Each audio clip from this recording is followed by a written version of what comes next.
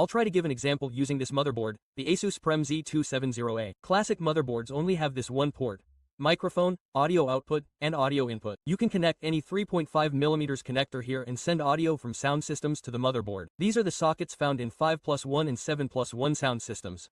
Thanks to the special sound card in this section, you can get 7+1 system sound. At the very bottom, there's an interesting socket. When you look at it, it seems empty inside. This means that audio transmission occurs here using fiber optic technology, the same technology used for internet connectivity today. It's between two devices, the motherboard and the sound system. By making a connection here, you can achieve higher quality audio communication. I get a lot of questions about USBs, especially. Next at Abby, my motherboard has 3 types of USB ports on the back: blue, green, red, and black. This motherboard, however, only has 2 types: USB 3.0 and USB 3.1. Before USB 3.0, there was USB 2.0, and their inner parts were black. Currently, this motherboard doesn't have those. When we look at USB 3.2 and USB 3.0, we can see that they also have data transfer speeds of up to 5 Gb. You also see a green port here. This is the bay flashback port. We can update the motherboard's bay using this port.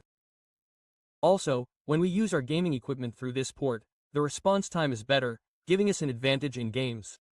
Although our motherboard doesn't have red USB ports, it's worth briefly mentioning the red USB ports. These are high-speed 3.2 Gen 2x2. These ports generally support data transfer speeds up to 20 Gb. When we connect our gaming equipment through these ports, it will provide a great advantage in games. There is also a type output on the motherboard. Our motherboard's output ports are quite rich. DVI port, DisplayPort, and HDMI port are all located here. You sometimes ask about this. This is also frequently asked about graphics cards. When we look at the graphics card, the same thing applies here. You see 1 DVI port, 3 display ports, and 1 HDMI port. Let's say you have a graphics card like this. Since you ask this so often, I wanted to add a graphics card to the motherboard as well. Your graphics card might have many output ports. Don't let that confuse you. I recommend using the cable that matches the output on your monitor.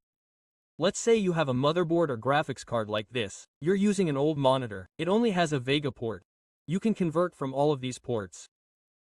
You can convert from DVI, DisplayPort, and HDMI.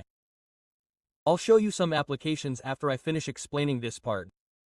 I will show you all the hardware I have that can be installed on the motherboard and graphics card, one by one, practically. Let's say you're going to use a converter here. I recommend converting from DisplayPort. We have 1 Ethernet port here. You need 2 Ethernet ports.